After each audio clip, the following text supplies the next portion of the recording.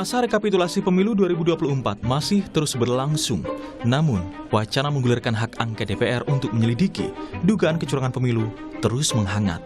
Calon Wakil Presiden Mahfud MD menyebut, Ketua Umum PDI Perjuangan Megawati Soekarnoputri terus mendorong hak angket DPR RI terkait pemilu 2024. Selain hak angket di DPR, Mahfud juga menyebut Megawati meminta proses hukum di Mahkamah Konstitusi disiapkan sebaik-baiknya. Karena Bu Mega itu jauh pikirannya, masalah ini belum akan selesai hanya dengan angket atau MK. Sesudah itu menuju pelantikan Oktober juga mungkin akan banyak dinamika, sehingga Bu Mega tidak mau buru-buru, bukan tidak mau bersikap tidak, dan hukum MK itu didorong agar dikerjakan sebaik-baiknya. Dan sementara itu, Partai Kebangkitan Bangsa (PKB) mengklaim ikut mendorong hak angket kecurangan pemilu segera dibahas di DPR. PKB menyebut semua partai di parlemen harus sepakat menggulirkan usulan hak angket karena koalisi Anies Mohaimin saja tidak cukup untuk menggulirkan hak angket. Untuk mendorong mengusung hak angket ini, sebagian teman-teman saya sudah bekerja dimotori oleh Mbak Lulu untuk menyusun beberapa substansinya. Dalam proses ini menjadi penting, kita belum ngomong substansi, belum ngomong apa, supaya memastikan misalnya teman-teman fraksi PDIP yang diinisiasi sebelumnya oleh Mas Ganjar, itu harus menjadi sikap resmi dari fraksi PDIP. Karena kalau misalnya ini baru dari pasangan 01 Koalisi Perubahan, tidak mencukupi nanti di dalam paripurna.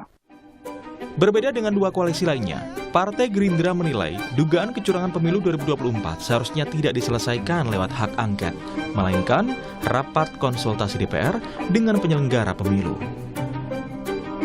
Untuk apa kemudian angket diselenggarakan untuk mempersangkakan sesuatu yang kita semua juga merasakan di lapangan, dan itu bisa dibicarakan atau diselesaikan dalam rapat-rapat konsultasi antara Bawaslu, KPU, DKPP dengan Dewan Perwakilan Rakyat. Berdasarkan Undang-Undang Nomor 17 Tahun 2014, ada sejumlah syarat pengajuan hak angket. Di antaranya, hak angket wajib diusulkan minimal 25 anggota DPR dan lebih dari satu fraksi. Pengusulan hak angket harus disertai dokumen yang memuat setidaknya materi kebijakan dan atau pelaksanaan undang-undang yang diselidiki dan alasan penyelidikan. Usulan hak angket diterima jika mendapatkan persetujuan dalam rapat paripurna DPR yang dihadiri lebih dari setengah jumlah anggota DPR. Keputusan hak angket diambil dari persetujuan lebih dari setengah jumlah anggota DPR yang hadir dalam sidang paripurna tersebut. Kini publik tinggal menunggu keputusan politik DPR. Apakah akan berani mengajukan hak angket DPR atau hanya gertakan saja? Tim Liputan, Kompas TV. Setelah diwacanakan sejumlah pihak termasuk calon presiden nomor urut 3, Ganjar Pranowo, hingga kini DPR belum juga memastikan akan menggulirkan hak angket untuk menyelidiki dugaan kecurangan pemilu dengan sejumlah syarat yang harus dipenuhi. Akankah DPR benar-benar menggulirkan hak angket kecurangan pemilu? Pagi ini akan kita bahas dengan sejumlah narasumber, diantaranya Saud Situmorang, Wakil Ketua KPK periode 2015-2019, yang juga mendorong partai politik menggunakan hak angket pemilu. Kemudian Andreas Hugo Pariera, politisi senior PDI Perjuangan, Viva Yoga Mawadi, Wakil Ketua Umum Partai Amanat Nasional, dan di studio setelah hadir analis politik sekaligus Direktur Eksekutif Skala Data Indonesia Arief Nurul Imam. Selamat pagi Bapak-Bapak. Selamat pagi Mas, Bapak-Bapak. Ya. Selamat pagi, Mas. Baik. Selamat pagi, Pak. Saya ke Pak Saud dulu deh, Pak Saud. Alasan Anda dorong hak angket ini dan menyurati sejumlah ketua umum partai politik, memangnya Anda melihat belum ada keseriusan sejauh ini, begitu, Pak Saud? Ya, gambar besarnya sebenarnya kan kita mulai tahun 2012 ya. Tahun 2012 itu KPK punya program yang kita sebut politik cerdas dan berintegritas. Tapi agak lamban di tahun 2013-nya, 2014-nya agak lamban. Baru tahun 2015 kita masuk di sana, pimpinan KPK jilid 4. itu 2015 sampai 2019 itu sangat intensif apa yang kita sebut membangun politik cerdas berintegritas. Mulai dari apa yang kita sebut kajian sistem pilkadanya, kajian undang-undang parpolnya, kemudian rekrutmen, kaderisasi, transparansi, keuangan, partai politik itu kita dekatin. Bahkan kita sampai kepada detail-detail untuk menjaga integritas ini, udah deh partai politik kita kasih, mereka fokus ngurusin negara aja, Oke. negara menganggarkan. Udah sampai ke sana, hitung-hitungannya pun udah cukup detail, dialognya itu. Jadi sampai ke tahun 2019 sebelum saya keluar dari KPK itu kita sudah selesaikan tuh kajian pendanaan parpol. Ini kan semuanya apa yang saya sebutkan beberapa detik lalu itu kan sangat syarat dengan yang kita rasakan menjelang pemilu sesudah pada saat pelaksanaan dan sampai hari ini. Oke. Nah, jadi artinya kemudian kalau kita melihat ada banyak persoalan value. Ini kan sebenarnya kan persoalan kita ini persoalan nilai. Iya kan? Ya. Apakah nilai pemilu dilaksanakan dengan jujur, peduli, mandiri, disiplin, tanggung jawab, berani, serdana, adil gitu. Disiplin nggak disiplin dong. Oke. Iya kan? Terus kemudian mandiri, nggak mandiri dong. Ada orang yang ngaju-ngajuin anaknya gitu ya. Dengan berbagai cara gitu. Jadi kalau saya katakan nilai, hari ini kita bicara nilai, yang kita sebut sebagai 9 nilai kalau kita bicara anti korupsi, jujur, peduli, mandiri, disiplin, tanggung jawab, berani, sederhana, adil. Berani nggak kalau main-main curang? Nggak, itu pengecut namanya. Jadi itu sebabnya kita mengatakan bahwa ini harus dibenarin, karena kalau nggak akan ada 15 tahun ke depan masalah. Persoalannya adalah kita nggak bisa apa-apa karena memang Undang-Undang Dasar 45 kita udah mengatakan, kamu jangan campur-campur, ini urusan partai politik. Oleh sebab itu kita buat surat itu. Kira-kira gitu. Ya, jadi Anda setuju ya bahwa dugaan kecurangan pemilu ini sebenarnya bagian juga dari dugaan KKN lah ya, begitu kira-kira ya? Yes, absolutely. Ya, lalu sejauh ini bukti kecurangan TSM-nya sendiri sudah ada? Sudah Anda dan tim atau teman-teman yang ada di yang menyurati juga partai politik sudah mengantongi bukti-bukti itu juga menopang dan menyokong partai politik untuk menggulirkan hak angket di DPR? Ya, tentunya akan ada banyak fakta yang bisa dikemukakan. Apakah itu nanti itu dalam perspektif yang kita sebut sebagai nilai intelijennya, untuk kemudian itu menjadi bernilai material, ada beberapa. Itu sebabnya teman-teman di komisi apapun di DPR nanti secara keseluruhan, untuk kemudian dengan angket ini nanti materialnya akan muncul. Karena kita akan manggil seseorang. Kalau kita dengar ada katakanlah seseorang yang sangat sistemik dari atas sampai ke bawah, kita mendengarnya, ya kan? Terus kemudian ada 2 bukti.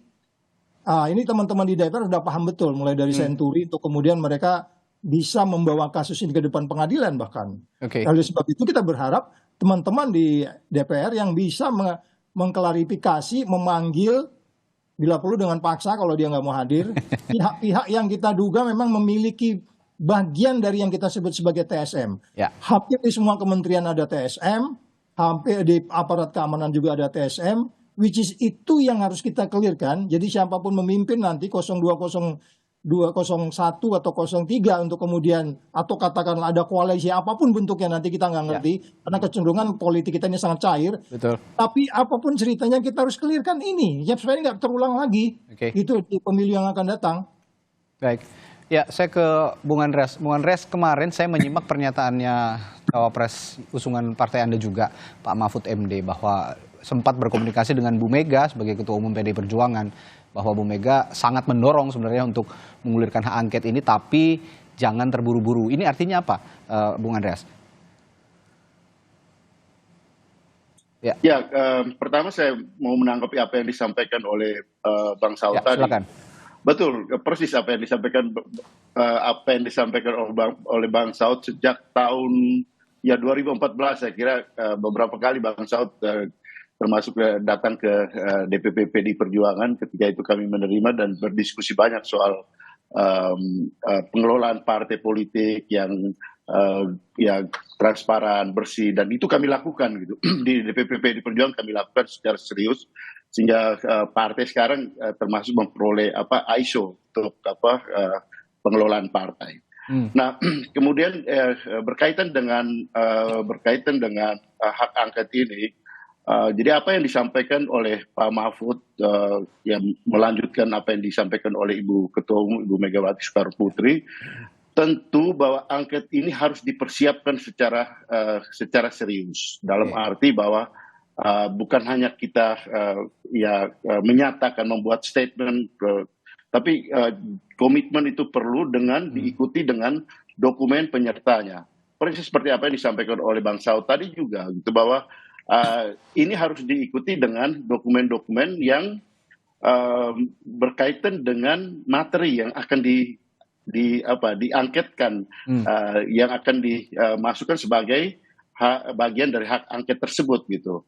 Dan juga tentu apa konsekuensinya nanti kalau kita lihat di dalam pelaksanaan angket tadi. Di samping itu tentu prosedur di DPR saya kira itu sudah standar. Tadi juga sudah dijelaskan oleh Kompas TV bahwa ada inisiator. Ya, inisiator itu 25 orang inisiasi dari satu fraksi, dari lebih dari satu fraksi. Kemudian disampaikan di paripurna. Nah, prosedur ini yang harus kita lalui. Jadi hak angket ini saya kira penting untuk kita semua, yang menghendaki pengelolaan partai dan sistem kenegaraan kita melalui pemilu ini berlangsung secara jujur, adil dan bersih seperti yang kita selalu dengung-dengungkan, gitu. Dalam prakteknya itu juga terjadi, dan apabila ada hal kelemahan-kelemahannya, ke depan kita harus perbaiki. Seperti siapapun yang memimpin Republik ini, kita harus perbaiki prosedur-prosedur itu, gitu. Ya, termasuk juga teman-teman, saya kira teman-teman bukan hanya dari 03 atau 01, tapi teman-teman dari 02 juga, kita yang berada di parlemen, kita yang berada di dalam sistem ketatanegaraan ini, kita mempunyai kepentingan yang sama untuk pemilu yang lebih baik ke depan. Saya kira ini poin utama daripada hak angket yang harus kita sadari bersama, gitu. Bukan hanya soal kalah menang, gitu. Kalau kalah dan menang itu persoalan biasa di dalam suatu kontestasi, gitu. Jadi ini poinnya, gitu, Mas Rading. Kabarnya 101 halaman katanya naskah akademiknya juga sudah disiapkan ya, Bung Andreas ya? Ya, soal tebal tipis itu teknis, gitu. Tapi yang penting itu dipersiapkan dengan baik. Dan kemudian ya ini melalui prosedur untuk kemudian diajukan di DPR di rapat paripurna nanti. Ya, artinya ada keseriusan lah ya dari PDI Perjuangan untuk mengulirkan hak angket ini, dan terkait tadi tebal tipisnya juga itu tergantung memang isinya, dan kalau kata Pak Mahfud, saya sudah review kata Pak Mahfud dan itu isinya sangat bagus katanya. Jadi tidak perlu saya menambahkan beban lagi di dalam naskah akademik itu. Saya ke Mas Viva. Mas Viva sebagai pihak yang defensif saya yakin untuk bergulirnya hak angket di DPR ini. Jadi sejauh ini ada upaya dari koalisi pengusung Prabowo Gibran ya, partai-partai koalisi pengusung Prabowo Gibran di parlemen untuk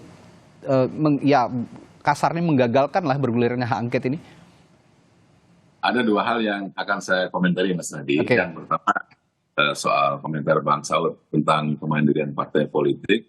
Sejak awal kami dari Partai Amanat Nasional sangat appreciate terhadap ungkapan pernyataan dari KPK bahwa partai politik perlu mandiri, yang itu dibuktikan dengan adanya negara yang harus membiayai partai politik, karena saat sekarang ini hanya 0,3% saja negara bisa mensuplai partai politik, dan itu jelas-jelas bisa berpengaruh terhadap perkembangan demokrasi dan kemandirian dari partai politik.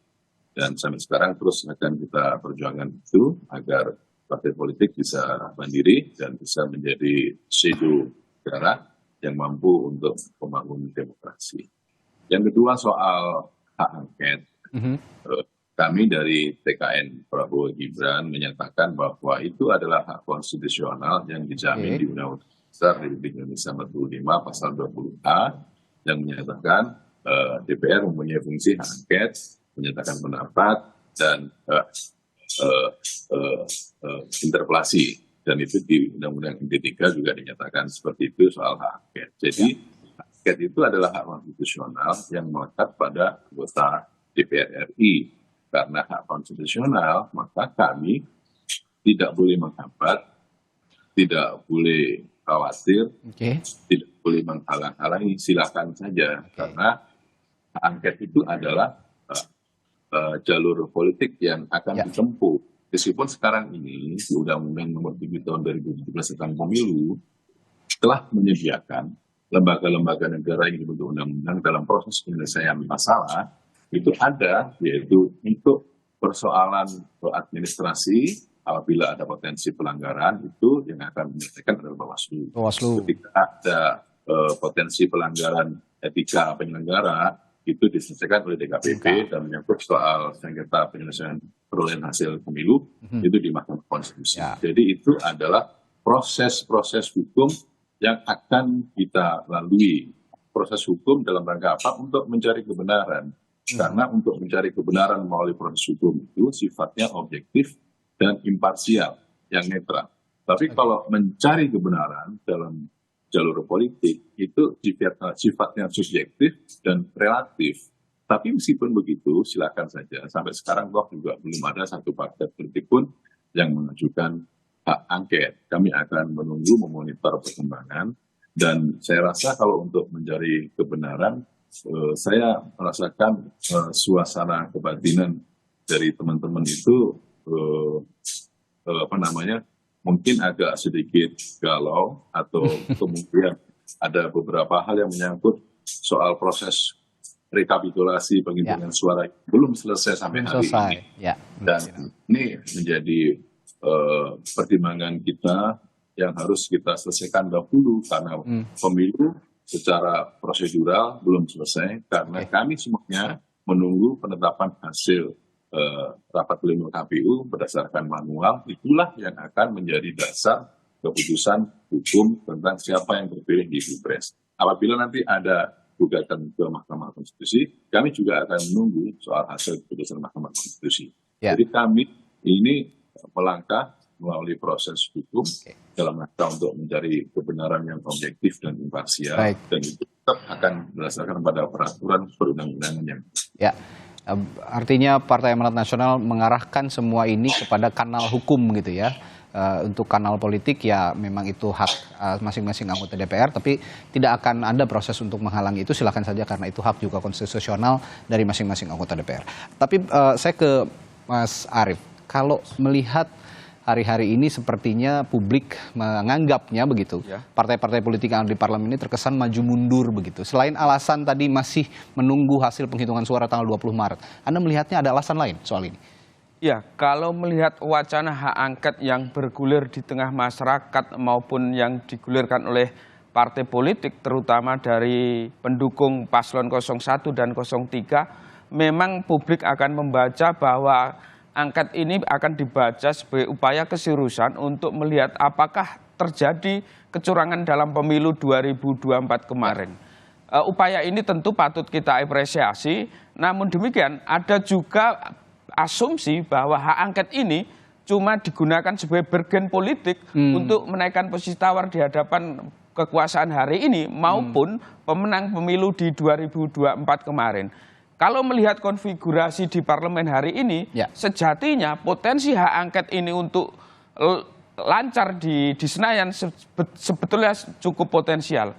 Ada 308 kursi DPR RI, di mana itu lebih dari separuh dari koalisi 01 dan 03 bisa mengusung hak angket dan mengegulkan hak angket ini. Masalahnya, apakah kemudian partai politik baik dari pendukung 01 maupun 03 ini semua konsisten dalam mengusung hak angket? Bisa jadi potensi untuk masuk angin di tengah jalan juga cukup terbuka lebar. Itu yang menjadi kekhawatiran publik. Maka Pak Andreas, Pak Said Situmorang, publik harus mengawal partai politik mana yang konsisten dan serius terhadap hak angket ini. Jangan sampai kemudian hak angket sebagai bergen politik yang lagi-lagi kita dirugikan sebagai publik, Mas. Kalau dijadikan bargain politik, Anda melihat partai politik mana yang sekarang? Kalau saya sih melihat partainya Bung Andreas misalnya, ini cukup serius untuk menggulirkan hak angket. PDIP saya yakin serius. Kalau Anda arahnya partai politik mana yang menjadikan hak angket ini sebagai bargain politik di tengah isu bergulirnya hak angket di DPR? Iya, kalau kemarin di DPR kita lihat partai politik yang mewacanakan hak angket atau mengusulkan hak angket ada PDIP, PKB, dan PKS. Ya. Sisanya Nasdem dan P3 tidak menyuarakan tentang hak angket agar dibahas di DPR. Belum tegas begitu ya? Belum tegas, artinya ada potensi bahwa Nasdem dan P3 tidak akan konsisten mendukung hak angket ini. Ini yang dikhawatirkan jadi masuk angin. Saya minta komentar Pak Saud. Pak Saud, kalau memang jadi alat bargain, surat yang kemarin juga disurati oleh 50 tokoh masyarakat, ini apakah juga menguatkan, meyakinkan partai politik ini jangan sampai hak angket ini hanya jadi alat bargain gitu kira-kira? Ya, yang utama kan kita tegaskan di baris akhir dari surat yang kita ajukan itu kan adalah bagaimana kita menyelamatkan pemilu. Itu dulu gambar besarnya. At the end kemudian nanti terjadi pertemuan di kereta api, kita nggak bisa marah-marahin Pak Andreas Pereira juga kalau itu terjadi gitu loh. Ya kan, tapi ini persoalannya pertama, kita nggak mau ini terulang kembali. Soal nanti ada apapun ya, Anda orang boleh sebut masuk angin atau apapun namanya. Tapi yang pertama kita berharap, makanya kemarin kan saya di beberapa TV bilang with all due respect gitu ya, please Pak Ketua Ibu Ketua Pimpinan Partai, sudi apalah kiranya, kita kan begitu tuh sampai bahasanya ya, sudi apalah kiranya melaksanakan apa yang kita sebut dalam surat itu seperti hak angket untuk kemudian supaya kita bisa memastikan bahwa pemilu berjalan dengan baik untuk masa depan. Dan which is itu kita berharap karena Ibu Mega paling memiliki banyak pasukan di sana, itu nomor urutnya atas gitu. Walaupun kita debat nih pakai huruf lah, berdasarkan huruf juga boleh lah gitu ya. Kalau di dalam kaitan namanya. Tapi maksud saya adalah bahwa kecurangan itu kan sangat vulgar. Iya nggak? Ya. Kecurangan kita bisa debat 3 hari tentang itu. Betul, kita bisa debat 3 hari. Mau dari mana kita mulai? Mulai dari 2 tahun sebelumnya, bagaimana kita mencoba mengkooptasi abdesi, perlu kita jelaskan itu. Bagaimana akhirnya ujungnya juga ada berupaya menyajikan data, ada 110 juta data yang katanya setuju untuk kemudian perpanjangan dan seterusnya. Dan itu kan ikutannya ada, trickle-nya ada. Jadi maksud saya, itulah sebabnya nanti teman-teman di DPR yang bisa mengklarifikasi, memanggil dan menjelaskan bahwa sebenarnya yang kita lihat sekarang ini sebenarnya kita jadi juga bisa salah. Oleh sebab itu jalan yang paling penting adalah memanggil mereka, itu kewenangannya ada di DPR, teman-teman di sana, dan itu dijamin oleh undang-undang. Jadi jangan buru-buru skeptik juga apapun yang terjadi di ujung dari, sebab ini kan cair nih, bahkan ada orang bisa pindah-pindah partai politik kok. Jangankan dia pindah-pindah koalisi, partai politik pindah-pindah biasa tuh di Indonesia kayak begitu. Itu sebabnya kita kan kemarin hanya menjaga politik cerdas berintegritas itu lebih kepada tanggung jawab negara, terus kemudian baru tanggung jawab partai politiknya sendiri. Jadi ini ada kompleksitas yang menurut saya harus kita pahami dulu, bahwa ini please, ini untuk Indonesia, bukan soal 01, 02, 03. Ini kan sejarah, ini sejarah yang akan kita tulis nanti, yang akan kita baca. Kemarin saya ketemu dengan beberapa anak-anak katakanlah di BEM, mereka ketawa-ketawa gitu. Kamu jangan ngetawain gue, lu menang gue kolonial, lu milenial gitu. Gitu loh. Tapi mereka melihat itu, cuman kan dia nggak bisa apa-apa gitu loh, gitu Mas. Ya, jadi jangan bicara dulu 01, 02, 03, tapi ya ini untuk perbaikan demokrasi gitu kira-kira Pak Saud. Ya, tapi supaya nggak dianggap masuk angin, supaya nggak dianggap juga ini hanya jadi alat bargain kalau kata Pak Mas Arief tadi, saya akan tanya juga ke Bung Andreas, bagaimana komunikasi dengan partai-partai politik lain, terutama yang sampai saat ini belum dengan tegas secara kasat mata bersikap menyatakan bahwa hak angket ini akan digulirkan dengan serius di DPR. Bagaimana komunikasinya dengan partai-partai politik lain? Tapi saya akan tanya itu setelah jeda nanti ke Bung Andreas. Tetaplah bersama kami di Sapa Indonesia Pagi.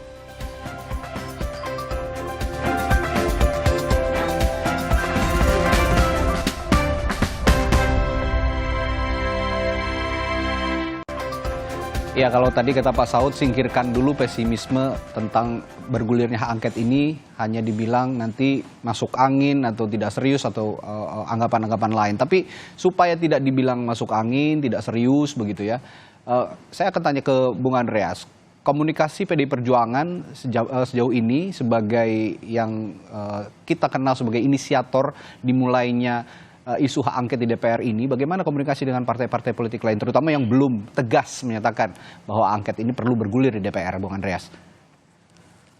Komunikasi itu jalan, artinya tidak selalu semua komunikasi itu diungkapkan ke publik, tapi komunikasi interpersonal antara pimpinan partai, terutama antar sekjen partai itu berjalan.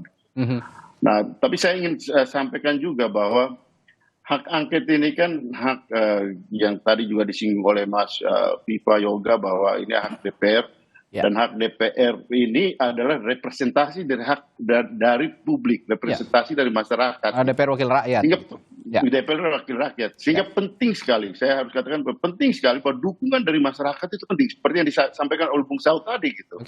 Bahwa dukungan dari masyarakat, bahwa masyarakat pun melihat bahwa ini penting. Penting untuk bukan soal siapa kalah siapa menang, tapi untuk bagaimana pelaksanaan pemilu kita ke depan nanti. Dan poin ini yang saya kira saya sangat apresiasi dari awal gitu, sejak Mas Ganjar menyampaikan wacana ini, saya melihat bahwa dukungan dari publik itu sangat penting untuk supaya bisa hak angket ini bisa berjalan gitu. Karena ini bukan dirasakan oleh kami sebagai pelaku di dalam pemilu ini gitu, tapi juga oleh publik yang merupakan stakeholder penting, dari stakeholder utama dari pelaksanaan pemilu ini gitu. Karena kalau kita bicara di mana tempatnya rakyat itu berdaulat, yaitu di pemilu. Dan disitulah saya kira poin penting dari angket ini gitu. Kalau kita lihat bahwa angket ini ada kaitan atau berkaitan dengan poin utama adalah pelanggaran-pelanggaran di dalam indikasi-indikasi pelanggaran di dalam pelaksanaan pemilu gitu. Karena itu sangat erat kaitan dengan hak rakyat, yaitu rakyat yang berdaulat. Dan kami adalah pelaku-pelaku di dalam perjalanan proses pemilu ini. Kita lihat dari sebelum, pada hari H, dan pasca hari H yang sekarang masih berlangsung sampai sekarang. Baik. Lalu bagaimana respons Anda dengan anggapan tadi juga salah satunya dari Mas Arief, bahwa ada bargain politik, sebenarnya hak angket ini juga hanya dijadikan bargain politik oleh sejumlah atau sebagian partai politik yang terutama belum menyatakan sikap dengan tegas hingga hari ini? Ya namanya lembaga politik, bargain politik itu mungkin saja terjadi. Tapi saya menganggap bahwa apa yang disampaikan oleh Mas Arief itu sebagai sebagai vitamin yang untuk mendorong bahwa ini bisa terwujud gitu. Bahwa ini adalah challenge yang disampaikan oleh Mas Arief, itu adalah challenge untuk bahwa ini bisa berjalan. Bahwa bargainnya itu kemudian terjadi itu ya kita lihat nantilah setelah itu apa modus daripada bargain itu gitu. Tapi bahwa ini bisa dilakukan, saya kira ini satu hal yang penting untuk dilihat juga oleh masyarakat. Inilah bentuk akuntabilitas politik kita dari lembaga perwakilan rakyat terhadap masyarakat gitu. Ya, Mas Viva, kalau kita bicara soal kecurangan pemilu, saya yakin tidak hanya konteksnya untuk pemilu presiden saja, tapi pemilu legislatif dan juga banyak hal lainnya. Kita ketahui sekarang akhir-akhir ini, hari-hari ini kemarin banyak sekali saksi partai politik, termasuk juga dari partai politik Anda mungkin Mas Viva, yang protes kepada penyelenggara pemilu bahwa ini tidak transparan, penghitungannya juga tidak akurat, begitu dan segala macamnya. Saya ingin tanyakan dalam konteks itu, jika memang hak angket ini bergulir, baikkah untuk pendidikan politik bagi masyarakat dan juga publik dalam konteks juga kualitas demokrasi yang lebih baik ke depannya? Karena hak angket itu adalah jalur politik, semestinya harus diarahkan pada bagian dari proses pendidikan politik rakyat. Jangan sampai kemudian rakyat menilai karena hasil Pikon yang 01, 03 kalah, kemudian lahir hak angket. Nah itu kan menjadi suasana yang kurang mengenakan, karena kalah maka menempuh jalur politik melalui hak angket. Nah bagi kami kan kita sudah mengetahui karena itu hak konstitusional, tetapi bagi sebagian masyarakat tidak salah juga menilai hal seperti itu. Karena kalau untuk mencari kebenaran yang objektif, yang imparsial, ya lewat jalur hukum, bukan lewat jalur politik. Tapi itu menjadi bagian penting juga dalam proses pendidikan politik rakyat, biarlah rakyat itu menilai soal kecurangan, sekali lagi kami akan taat patuh pada peraturan perundang-undangan melalui jalur hukum yang objektif dan imparsial, karena itu akan lebih memberikan manfaat bagi perkembangan demokrasi di Indonesia. Bu Mega waktu di Pilpres, waktu kalah juga tidak memakai jalur politik angket. Pak Prabowo waktu itu kalah di Pilpres juga tidak memakai jalur angket. Jadi kita masih memonitor itu apakah hanya Pilpres saja ataukah Pilpres dan Pileg atau secara keseluruhannya, kami belum tahu karena ibaratnya semuanya masih menunggu PDI Perjuangan dari politik 01, PKB, Nasdem, PKS masih menunggu di mobil angkot, menunggu sopirnya Bang Andreas. Nah, begitu Bang Andreas datang, jangan sampai penumpang turun di jalan nanti jadi apa? Ya, intinya bahwa ini adalah political game dan itu menjadi bagian yang tidak terpisahkan di DPR karena DPR itu adalah lembaga politik, seluruhnya pasti bernuansa politik. Kalau kemudian ada asumsi yang menyatakan biarlah ini hak angket untuk menyelesaikan masalah, saya tidak yakin. Apapun keputusan hak angket itu pasti akan ada masalah karena itu adalah lembaga politik. Ya, kita tunggulah perkembangan selanjutnya. Oke. Tapi Mas Viva, kalau saya lihat Partai Amanat Nasional juga sebagai partai Anda ini menilai eksistensi kecurangan pemilu itu sebenarnya ada, hanya kanalnya disalurkan melalui jalur hukum gitu ya, lewat Bawaslu dan juga Mahkamah Konstitusi. Artinya PAN sendiri melihat eksistensi kecurangan pemilu di pemilu 2024 sendiri ada ya?